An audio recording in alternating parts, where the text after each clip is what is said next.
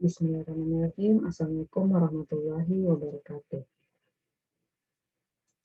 Ya, alhamdulillah pada hari ini kita dipertemukan lagi secara virtual pada mata kuliah organisasi dan arsitektur komputer. Diharapkan adik-adik semua dalam keadaan sehat walafiat sehingga dapat mengikuti perkuliahan dengan lancar sebagaimana mestinya. Puji syukur kita panjatkan kehadirat Allah Subhanahu wa taala atas berkat kesehatan dan kesempatan sehingga kita dapat melanjutkan perkuliahan kita pada hari ini. Salawat dan salam tak lupa pula kita kirimkan kepada Nabiullah Muhammad SAW sebagai suri tauladan bagi kita semua. Ya, adik-adik, minggu lalu kita telah mempelajari mengenai CPU atau Central Processing Unit. Jadi di pertemuan sebelumnya juga mengenai sejarah dan evolusi komputer juga kita telah menyinggung mengenai CPU itu sendiri, bagaimana atau komponen apa saja yang ada di dalamnya, dan juga koneksi atau sistem CPU interkoneksi yang terdapat pada CPU. Ya, jadi sebagai review, CPU ini merupakan komponen yang berfungsi sebagai pusat atau otak dari sistem komputer yang bertugas atau berfungsi untuk mengolah dan memproses data atau instruksi yang masuk ke dalam sistem komputer. Nah, komponen-komponen CPU ini yaitu ada register sebagai memori penyimpanan sementara program yang sedang dijalankan, kemudian ada ALU atau Arithmetic Logic Unit, merupakan komponen yang bertugas untuk mengolah data aritmatika dan logika, dan control unit yang berfungsi sebagai komponen yang mengontrol kerja dari CPU ini. Adapun koneksi di dalam CPU ini terhubung melalui jalur-jalur data yang disebut dengan bus data, bus alamat, dan bus kontrol. Ya, selain itu, adapun cara kerja CPU yaitu dimulai dengan fetch atau mengambil data atau instruksi, baik itu dari perangkat input, kemudian instruksi tersebut di-decode atau di-dekode, diubah ke dalam bahasa mesin, kemudian execute, yaitu dieksekusi perintah tersebut, kemudian di store atau disimpan, ya baik itu disimpan di memori ataupun ditampilkan melalui perangkat output. Ya itu ya adik-adik, semoga sudah paham melalui juga penjelasan melalui video yang saya berikan, semoga sudah paham mengenai CPU, komponen-komponennya beserta cara kerjanya. Ya. Untuk minggu ini kita akan mempelajari mengenai lebih dalam lagi dari CPU itu sendiri, bagaimana CPU mengolah data. Ya, jadi dari telah saya jelaskan sebagai pengantar di pertemuan sebelumnya bahwa CPU ini mengolah data berupa angka biner, ya, hanya mengenal 0 dan 1. Ya, jadi baik data-data kita, baik berupa suara, teks, gambar, itu nantinya dikonversi atau diolah menjadi angka-angka biner berupa 0 dan 1.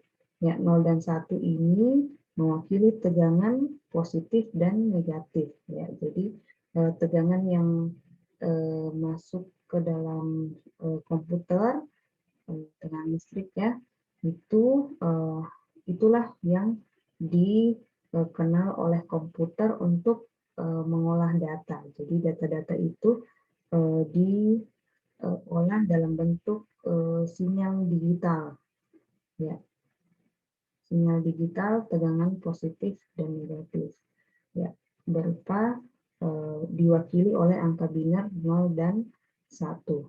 Ya, untuk minggu ini materi kita yaitu mengenai representasi data. Ya, saya share screen dulu ya.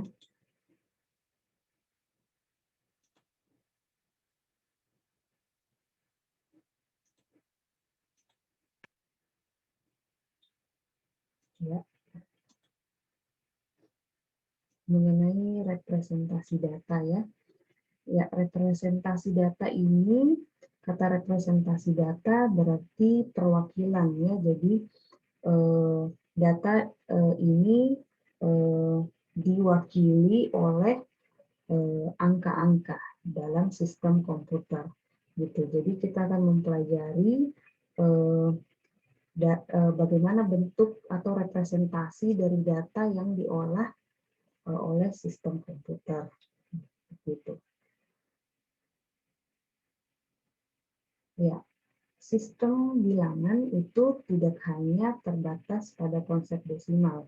Ya, mungkin sebagian dari adik-adik hanya mengenal angka desimal, yaitu angka 1 sampai 10. 1, 2, 3, 4, 5, 6, 7, 8, 9, 10. Itu yang disebut dengan konsep desimal, bilangan berbasis 10.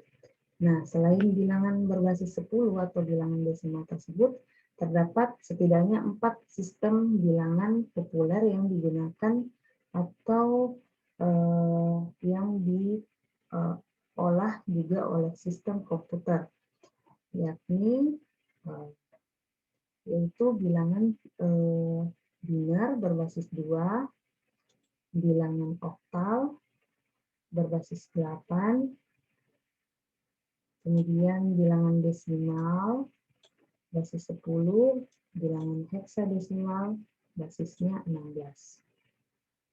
Ya, sistem komputer itu hanya mengenali 2 kondisi seperti yang saya jelaskan di awal tadi, yaitu kondisi high atau tegangan positif dan low atau tegangan negatif yang diwakili oleh 1 dan 0.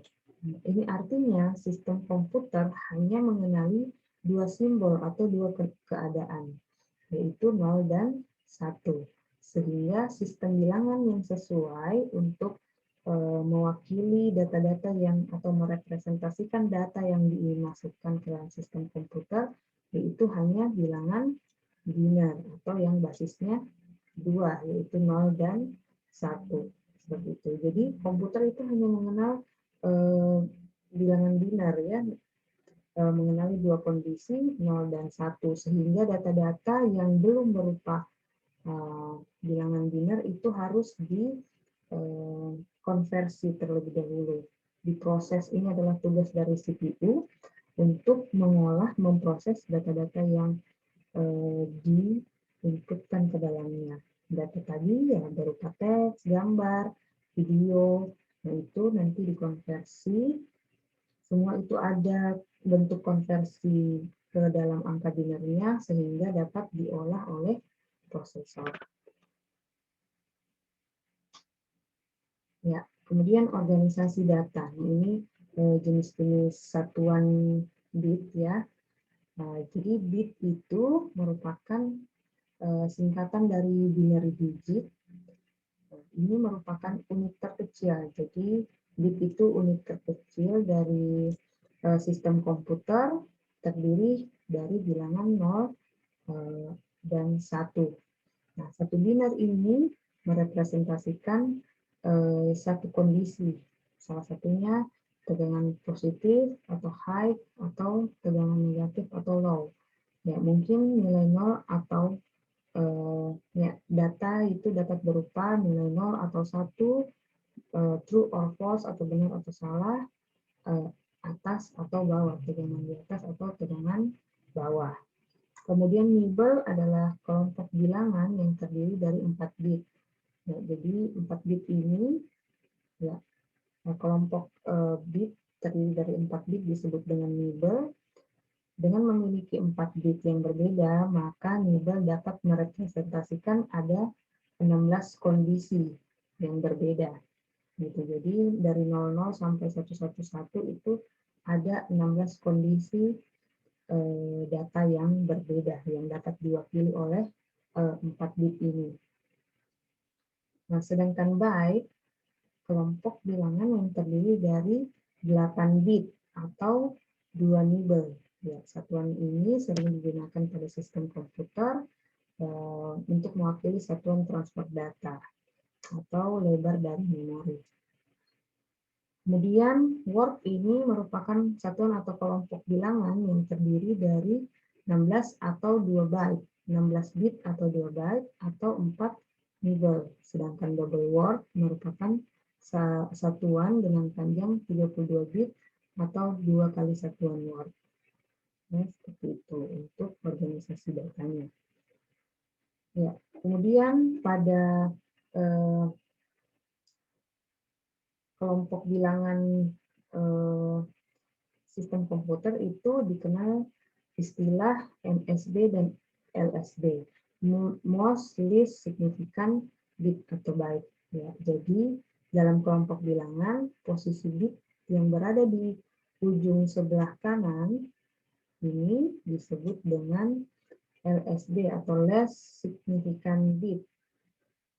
Sedangkan yang berada di ujung kiri ini disebut dengan MSB atau most significant bit. Jadi LSB ini bilangan yang terkecil dari suatu kelompok bilangan ya. Sedangkan MSB ini bilangan yang paling tinggi atau ya bilangan tertinggi atau yang paling besar atau bilangan yang paling mempunyai nilai paling berarti pada kelompok bilangan. Jadi ini contohnya kelompok bilangan binar, ujung posisi bit yang paling kanan disebut dengan LSB, bilangan terkecil yang menunjukkan nilai paling terkecil, sedangkan MSB yang ujung kiri ini menunjukkan nilai terbesar atau paling berarti dari suatu kelompok bilangan. Ya, kemudian estimasi satuan ukuran. Ya, kalau kita dalam bilangan desimal 1 kilo itu nilainya 1000 ya atau 10 pangkat 3. Nah, itu untuk bilangan desimal yang basisnya 10. Nah, di dalam bilangan biner 1 kilo itu terdiri atau bernilai 1024 ya. Nah, kalau misalnya dari mana 1024 ini?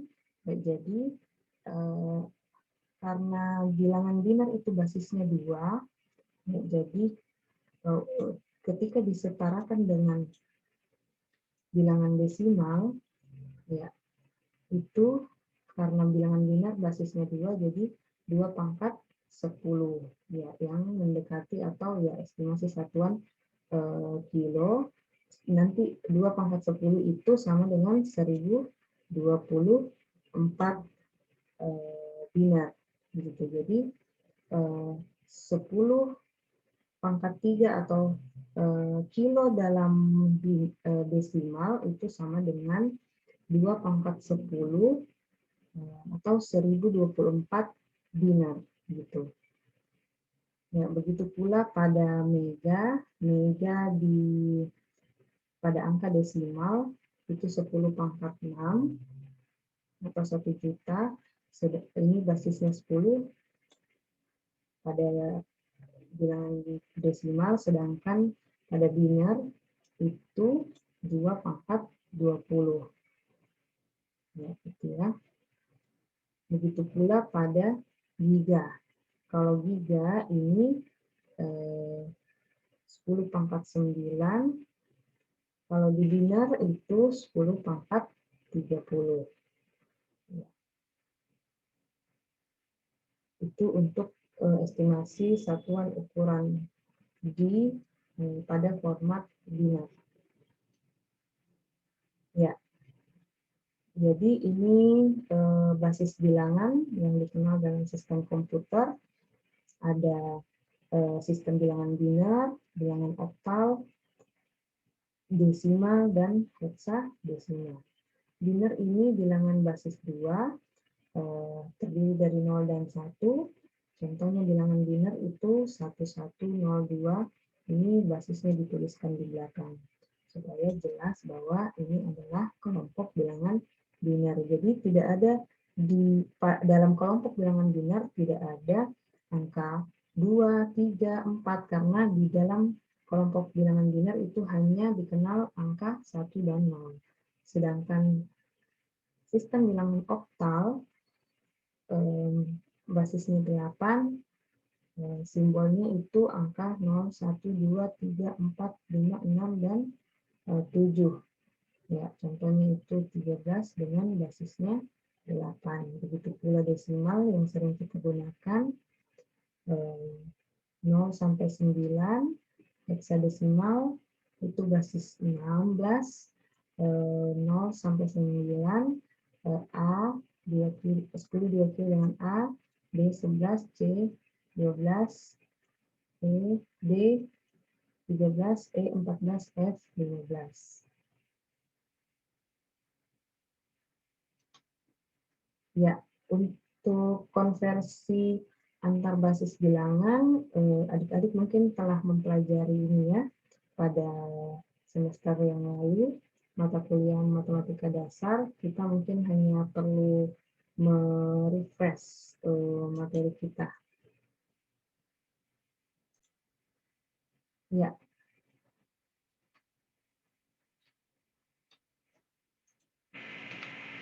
ya, yang pertama konversi bilangan desimal ke bilangan biner. Ya, misalnya bilangan desimalnya 67, ini mau dikonversi ke bilangan biner berbasis atau basis 2. Ya, caranya yaitu dengan mencari sisa baginya yang dibagi 2, kemudian disusun atau ditulis dari sisa bagi yang paling terakhir. Jadi 67 bagi 2, 33, dibagi 2, 16, dibagi 2, 8, dibagi 2, 4, dibagi 2, 2 dibagi 2, 1, 1 dibagi 2 itu 0, sisanya 1. Kemudian ini disusun dari sisa bagi terakhir. Jadi ini sisa baginya tadi yang terakhir, disusun dari bawah ke atas. Jadi angka 67 desimal binernya atau setelah dikonversi ke biner itu berupa angka 1, 0, 0, 0, 0, 1, 1. Ya, seperti itu ya. Kita hanya merefresh saja. Nah, adik-adik sudah mempelajari pada mata kuliah matematika dasar di semester sebelumnya. Kemudian untuk konversi bilangan desimal ke oktal, ya kalau oktal tadi basisnya 8, maka kita membagi angkanya itu dengan angka 8, kemudian ditulis hasilnya itu disusun dari sisa bagi yang paling terakhir. Jadi 67 dibagi 8 itu 8, 8 dibagi 8 itu 1, 1 dibagi 8 itu 0, sisanya 1. Kemudian disusun dari yang sisa bagi terakhir.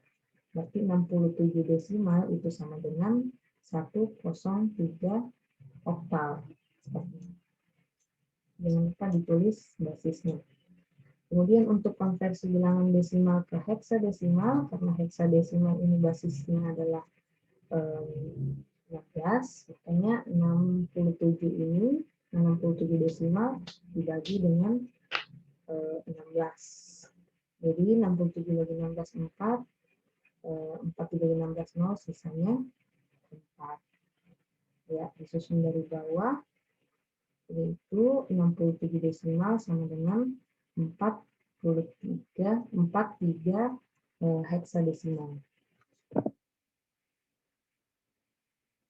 Ya, sedangkan untuk konversi bilangan biner ke desimal, jadi jika ada bilangan biner untuk dikonversi ke desimal ke basis 10, itu kita mengkalikan dengan bilangan basisnya dimulai dari bilangan yang paling kanan dikalikan dengan pangkat mulai dari pangkat 0 hingga pangkat sebanyak bilangan biner yang ingin dikonversi. Jadi contohnya ini ada 5 bilangan biner, jadi bilangan yang paling kanan ini dikalikan dengan pangkat 2 mulai dari pangkat yang paling rendah atau pangkat 0. Jadi 0 ini dikali 2 pangkat 0, 1 dikali 2 pangkat 1, 1 dikali 2 pangkat 2, 0 dikali 2 pangkat 3, 1 dikali 2 pangkat 4. Kemudian pangkatnya, hasil dari perpangkatannya dijumlahkan, itulah yang menjadi hasil dari bilangan basis desimalnya. Kemudian untuk konversi bilangan biner ke oktal, ya, jadi bilangan biner ini setiap bilangannya dibagi atau dikelompokkan menjadi 3 digit biner terlebih dahulu.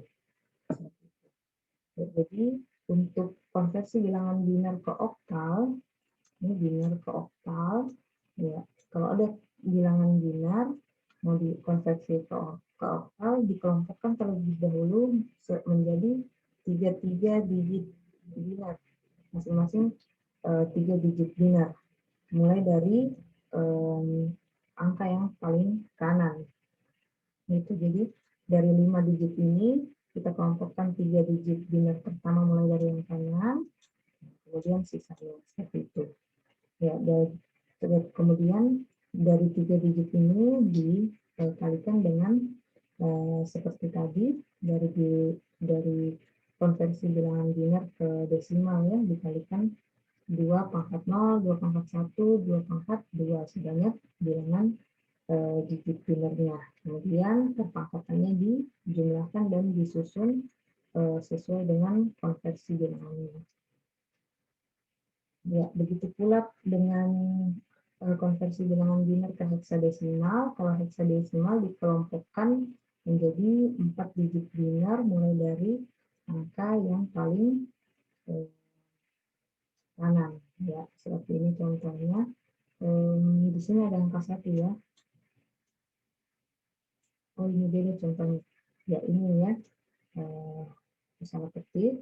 Dan ini contohnya. Jadi dikelompokkan menjadi 4 bit mulai dari sebelah kanan, kemudian dikalikan pangkat 2 karena ini mau dikonversi atau dari bilangan biner dikonversi ke heksadesimal, dikalikan bilangan basis 2 mulai dari pangkat 0 hingga sesuai dengan banyaknya bilangan digit binernya. Ya, kemudian ingat untuk heksadesimal bilangan maksimalnya adalah 9, sisanya mulai dari 10 hingga 15 itu menggunakan huruf, sehingga angka 10 ini dikonversi menjadi huruf A. Ya, jadi konversi bilangan biner 111010 itu adalah 3A heksadesimal. Ya, sedangkan untuk konversi bilangan oktal ke desimal, yaitu dikalikan dengan bilangan basis 8, ya, mulai dari bilangan yang paling kanan dikalikan dengan pangkat mulai dari pangkat 0, 1, 2, dan seterusnya sesuai dengan banyaknya angka oktal yang akan dikonversi. Jadi ini contohnya ada 3 angka oktal.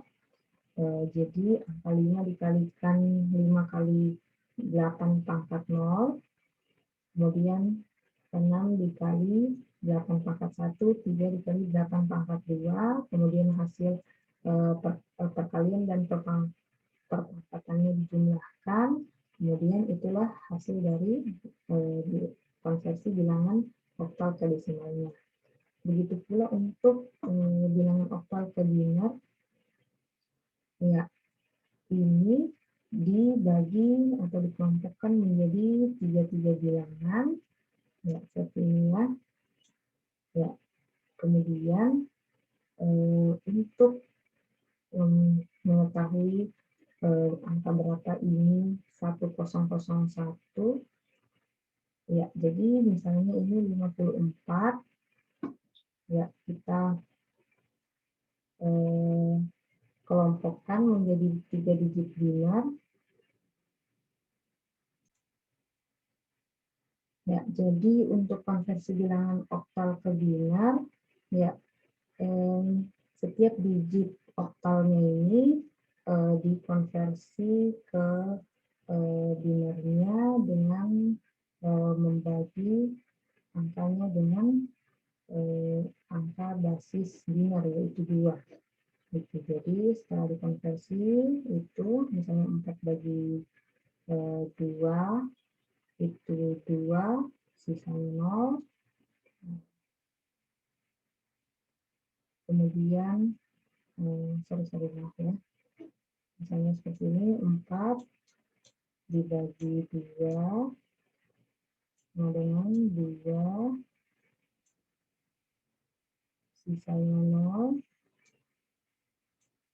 Ya, kemudian 2 dibagi 2 itu 1, sisanya 0. Kemudian 1 dibagi 2 itu 0, sisanya 1. Kemudian disusun dari bawah 1, 0, 0. Itu untuk digit oktal dari bilangan 4. Begitu pula untuk angka 5.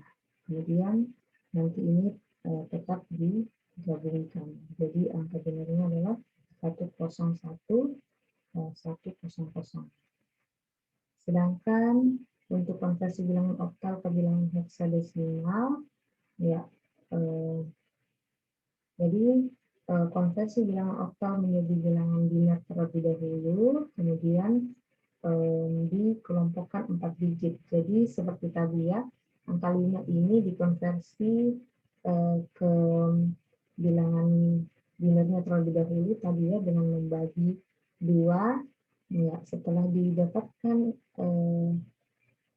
digit binernya, kemudian digabungkan atau dikelompokkan 4 bit, mulai dari angka yang paling kanan. Jadi digabungkan, di sini sudah ada 8 bit, 4 bit digabungkan, kemudian dikonversi ke dalam bentuk heksadesimal. Ya, jadi ini dikalikan 2 pangkat 0, itu 1. 2 pangkat 1 dikali 0 itu 0. Kemudian 2 pangkat 2 dikali 1 itu 4. Ini dijumlahkan, ini sama dengan 5. Kemudian ini lagi yang dikelompokkan 4 digit berikutnya, itu dikalikan angka 2, hasilnya adalah 15. Ya, kemudian 15 itu dikenal dengan bilangan basis 16 heksadesimal. Jadi hasilnya adalah F5. Sedangkan konversi bilangan heksadesimal ke desimal itu dikalikan 16 pangkat 0 mulai dari pangkat 0 mulai dari angka sebelah kanan itu berbasis 10, kemudian dijumlahkan ya, sama dengan tadi contohnya konversi ke bilangan desimal. Ya, sedangkan biner ini untuk konversi bilangan heksadesimal ke biner, setiap digit heksadesimalnya ini dikonversi ke bilangan binernya. Kemudian harus selalu di dalam bentuk 4 biner. Nanti bila nilai hasil konversinya tidak mencapai 4 digit biner, itu ditambahkan angka 0 di depannya sehingga menjadi 4 digit biner. Ya, jadi ini 5. Jadi caranya bisa dilihat dengan cara konversi dari bilangan desimal ke biner, sama caranya. Ya, kemudian untuk konversi bilangan heksadesimal ke oktal, ya setelah tadi Ya, caranya dikonversi terlebih dahulu ke angka biner, bilangan heksadesimalnya, kemudian dikelompokkan menjadi 3 digit biner mulai dari bilangan yang sebelah kanan dikonversi ke angka oktalnya. Ini untuk tabelnya. Ya, jadi setiap ada angka-angka desimal yang diinputkan atau yang diproses oleh komputer itu nantinya akan dikonversi ke dalam bentuk digit binernya. Jadi hanya angka-angka biner saja yang dikenali oleh sistem komputer gitu. Kemudian untuk oktal dan heksadesimal ini biasanya alamat pengalamatan dari data itu menggunakan angka-angka atau digit berbasis oktal dan heksa. Jadi alamat data inilah yang dikonversi nanti bentuk-bentuk atau ya, angka-angka oktal dan heksadesimal lah yang dikonversi menjadi angka-angka biner sehingga dapat diolah oleh prosesor. Ya, kemudian jika ada penjumlahan dari operasi aritmatika yang misalnya diolah oleh palu, nah prinsipnya atau cara kerjanya seperti ini.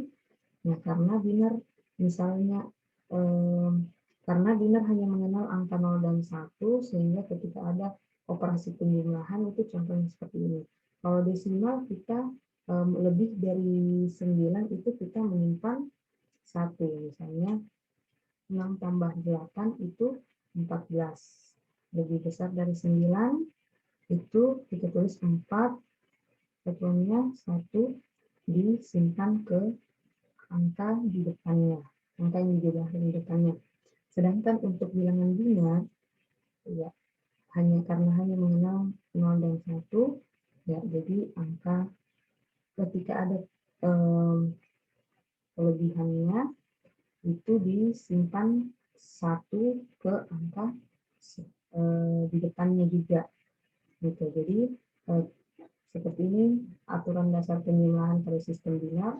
0 ditambah 0 sama dengan 0, 0 ditambah 1 sama dengan 1, 1 ditambah 0 sama dengan 1, sedangkan 1 ditambah 1 itu sama dengan 0 disimpan 1. Contohnya seperti ini. Jadi 1 ditambah 1 itu sama dengan 0, sama dengan 0 dan disimpan 1 di atasnya 0 ini. Ya, sekarang 1 ditambah 0 itu 1, 1 ditambah 1 lagi adalah 0. 0 dan disimpan lagi 1.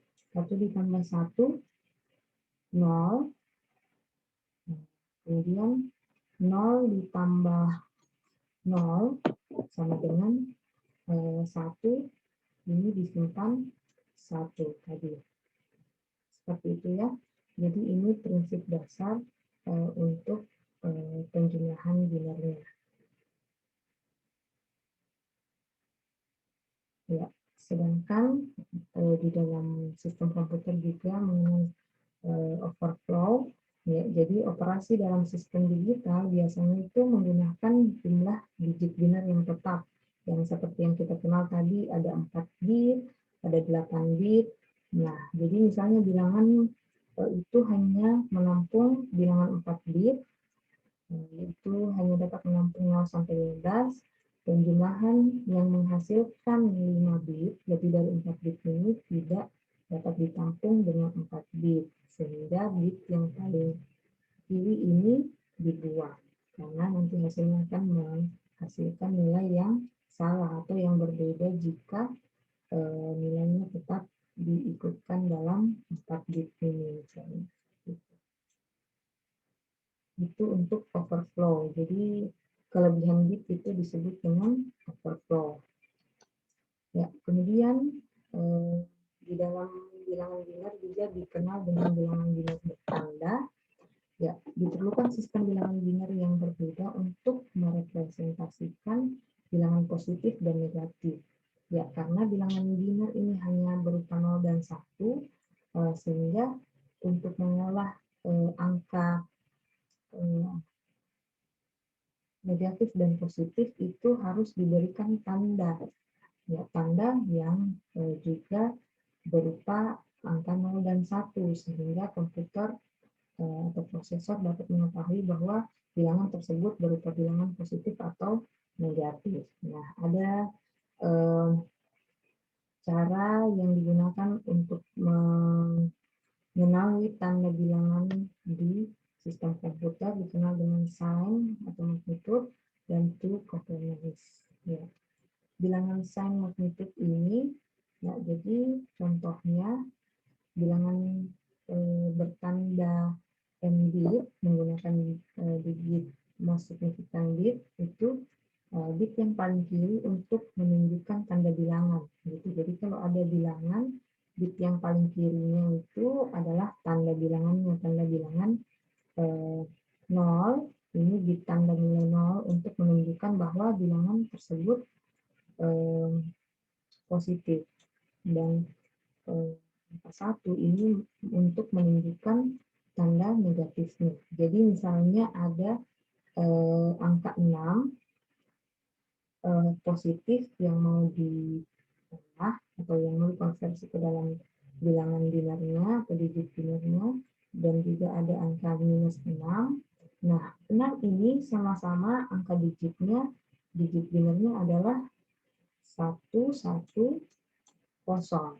Nah, sehingga untuk menandai bahwa untuk mengenali bahwa angka 6 itu berupa positif atau negatif, nah dikenallah sistem sign magnitude ini dengan memberi tanda di digit MSB-nya atau digit yang paling kirinya. Gitu. Jadi digit yang paling kiri, misalnya 4 bit, itu digit yang paling kirinya diberikan angka 0 untuk menunjukkan bahwa angka 6-nya itu berupa angka positif. Sedangkan untuk angka negatif itu diberikan angka 1. Di depannya 1.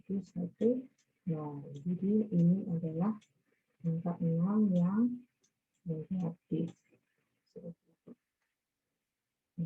Itu untuk cara untuk mengenali cara dari sistem komputer memproses data atau mengolah data angka-angka positif dan negatif, mengenali dengan memberikan tanda di digit yang paling kiri atau MSB-nya. Kemudian bilangan komplemen, bilangan komplemen 2 atau istilahnya twos komplemen, yaitu tanda pada bilangan komplemen dengan mengikuti 2 tahap. Jadi bilangan dibalikkan dulu seluruh bitnya. Jadi misalnya ini 3 ya, angka 3. Jadi misalnya 011 itu dibalikkan. Jadi ini kalau misalnya 1 di sini dibalik menjadi 0 atau dikonversi menjadi 0 atau kebalikannya 1. Ini langkah pertamanya, kemudian ditambah 1. Jadi 1001 ditambah 1, jadi 0 tambah 1, 1. Jadi 101.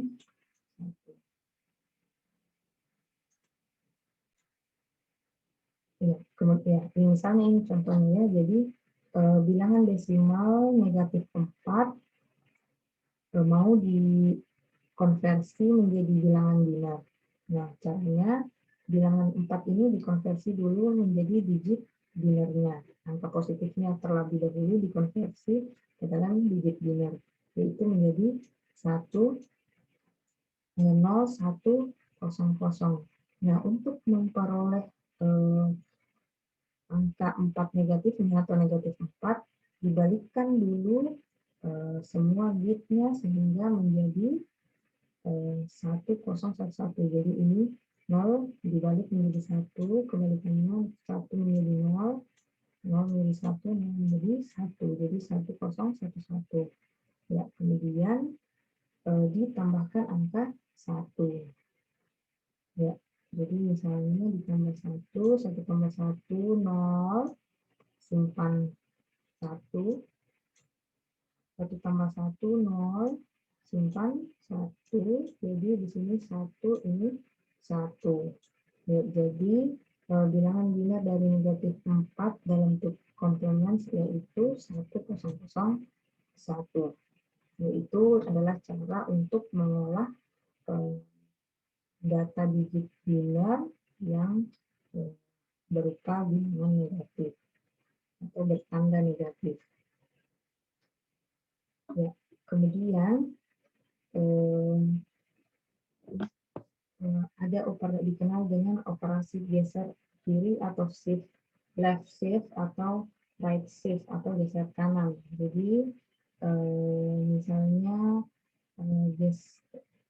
kita ingin membuat atau mengolah data agar data-data kita itu dienkripsi, jadi dapat menggunakan operasi ini, operasi geser kiri atau geser kanan, agar datanya itu misalnya tidak mudah diketahui oleh orang lain. Nah, jadi ketika kita menerapkan enkripsi pada data kita, itu pengolahan datanya untuk dikonversi atau diolah menjadi digit biner itu menggunakan proses seperti ini.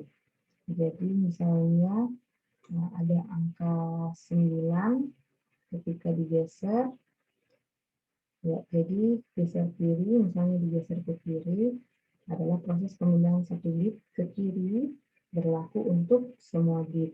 Jadi misalnya ini adalah 8 digit biner angka 9, ya, kemudian digeser ke kiri 1 bit untuk semua bit. Begitu. Jadi 1 digeser ke kiri 0, 0, 1, 0, 0, 0, ya, dan ini juga 0 digeser ke sini.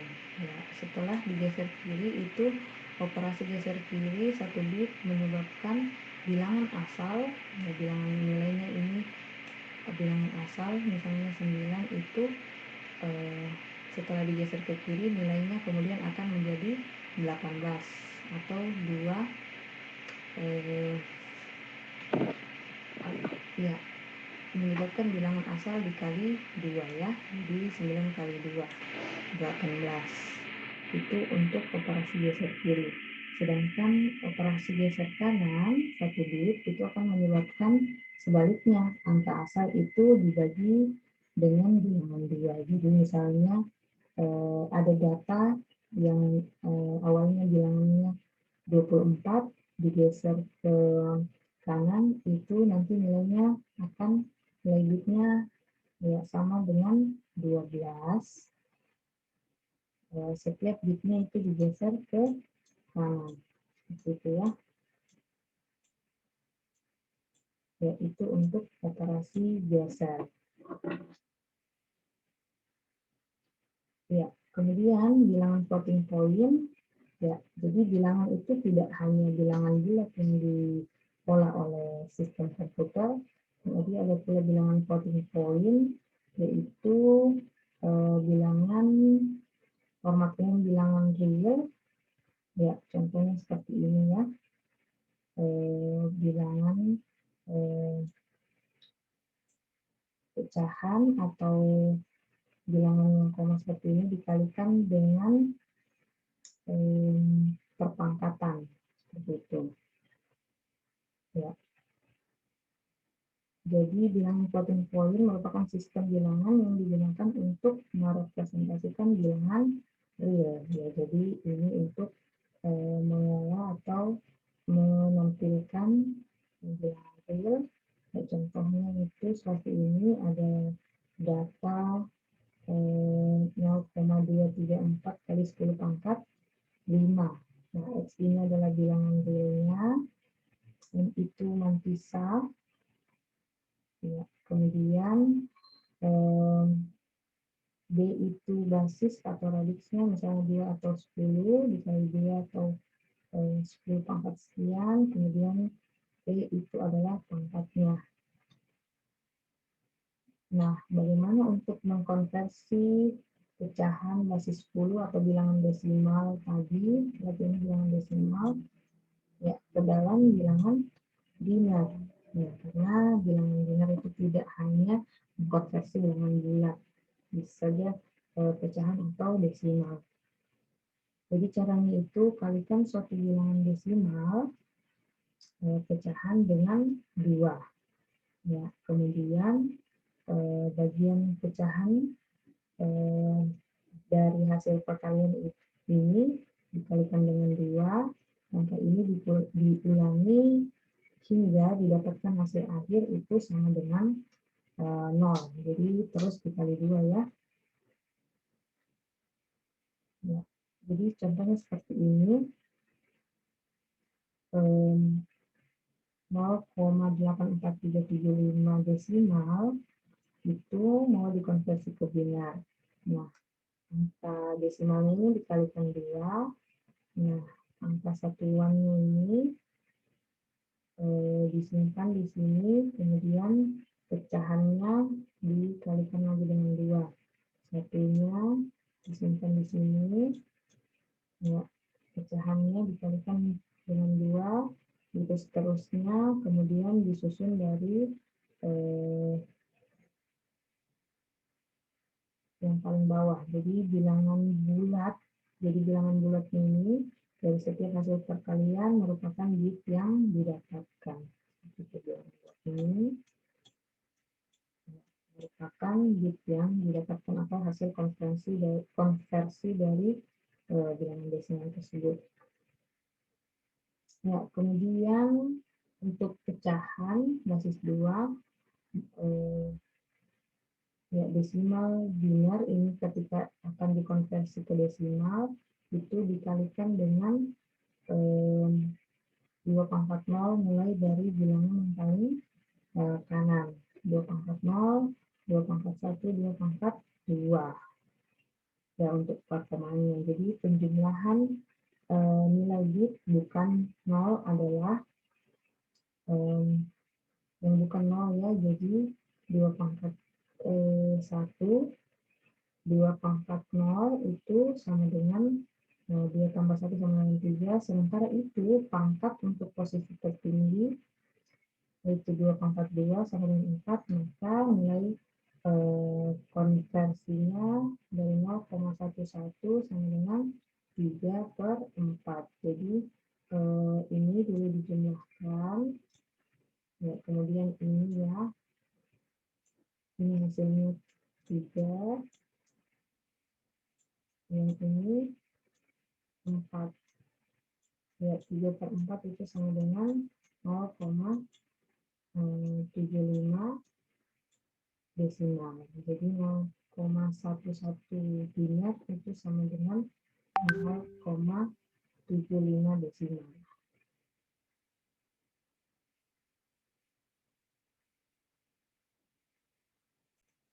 Ya, itu dulu ya untuk konversi bilangan. Kita telah mempelajari bagaimana bilangan-bilangan yang diolah oleh sistem komputer ini dikonversi menjadi digit-digit biner, baik itu dari angka desimal, oktal, heksadesimal, bagaimana jika digit-digitnya itu berupa bilangan positif atau negatif, bagaimana jika bilangannya itu berupa pecahan atau bilangan desimal, seperti itu ya. Jadi semua itu tetap dikonversi dan diolah dalam bentuk digit biner. Ya, adik-adik silahkan dipahami dan ditanyakan jika ada yang masih belum dimengerti. Adik-adik dapat mengirimkan pertanyaan di grup WhatsApp. Ya, setelah ini saya akan memberikan kuis dan tugas ya untuk dikerjakan. Jangan sungkan bertanya agar adik-adik dapat lebih memahami materi yang saya berikan. Ya, itu saja mungkin untuk hari ini. Insya Allah kita bertemu lagi pekan depan. Terima kasih atas perhatiannya. Selamat belajar. Saya akhiri. Assalamualaikum warahmatullahi wabarakatuh.